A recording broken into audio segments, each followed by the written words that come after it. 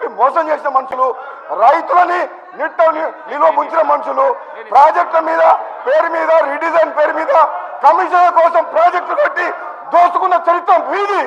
మా ప్రభుత్వం తెలంగాణ ఇచ్చిన పార్టీ ఇది. కాంగ్రెస్ పార్టీ ఆనాడు హైదరాబాద్తో కూడిన తెలంగాణ ఎందుకు ఇచ్చింది అధ్యక్ష? వీళ్ళు అప్లై చేసిపోయింది. నిజంగా చెప్పాలంటే ఇది మిగులు బడ్జెట్ తోటి ఉన్న రాష్ట్రం.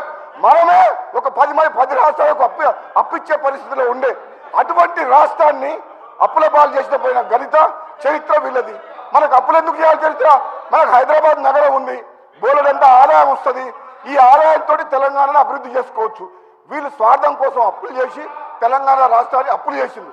మళ్ళా మాకు ఈరోజు ఏమంటున్నారు, మీరు ఎట్లా చేస్తారో అంటారు, మేము ఇచ్చిన హామీలు ఎట్లా చేస్తారో అంటారు. మేము చేస్తాం, మేము నిరూపిస్తాం, ప్రజలకు ఇచ్చిన మాట నెరవేరుస్తాం, వీళ్ళు తట్టుకోలేరు అధ్యక్ష, వీళ్ళు తట్టుకోలేరు. మమ్మల్ని తట్టుకునే శక్తి వీళ్ళకి లేదు. దమ్ముంటే కేసీఆర్ని హౌస్లోకి రమ్మని చెప్పాడు. దమ్ముంటే మేము నిరూపిస్తాం. మా ముఖ్యమంత్రి గారు చెప్పిండు, ఇప్పుడు మీ నాయకుడిని రమ్మని చెప్పండి అని చెప్పి ముఖ్యమంత్రి గారు నిన్న చెప్పిండు, ఈ రోజు కూడా చెప్పిండు. ఆ దమ్ము లేదు, పారిపోతున్నారు. బయట పోయి మాట్లాడతారు, హౌస్లో మాత్రం చర్చ లేదు. ఈ రోజు మా ముఖ్యమంత్రి గారి నాయకత్వంలో ఈ రోజు మేము అందరం కూడా కమిట్మెంట్ తోటి పనిచేస్తున్నాం. ఒక శ్వేతపత్రం ఆర్థిక పరిస్థితి మీద శ్వేతపత్రం ఇచ్చినాం.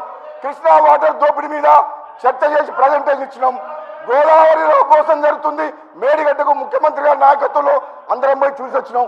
అది జీర్ణించుకోలేక ఇవన్నీ వాళ్ళు చేసే తప్పుల్ని ప్రజలకు తేట తెలంగా కళ్ళ కట్టేటట్టు చూపిస్తున్నాం. కాబట్టి అది తట్టుకోలేక ఈ విధంగా మాకు వ్యక్తిగతంగా విమర్శలు చేస్తున్న అధ్యక్ష. నేను ఈరోజు చెప్తున్నా, మళ్ళీ వీళ్ళ ఆటలు సాగవు. ఏనాడైతే బీఆర్ఎస్ మార్చిండ్రో అప్పుడే వాళ్ళ పని అయిపోయింది. వాళ్ళు బతుకు తెరువు కోసం, అధికారం కోసం, స్వార్థం కోసం పనిచేసే వ్యక్తులు.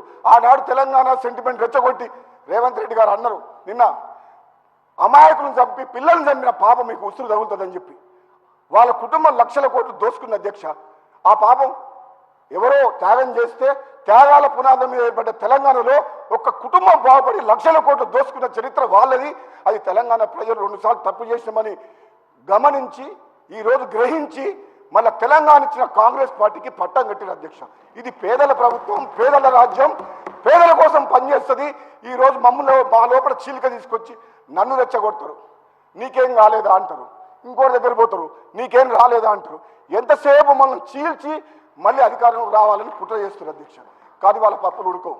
మేము కాంగ్రెస్ పార్టీ ఈరోజు మా ముఖ్యమంత్రి గారి నాయకత్వంలో అందరం కలిసికట్టుగా ఐకమత్యంతో తెలంగాణ ప్రజల కోసం పనిచేసిన తప్పితే పదవుల కోసం పాకులాడే మనుషులం కాదు అధ్యక్ష.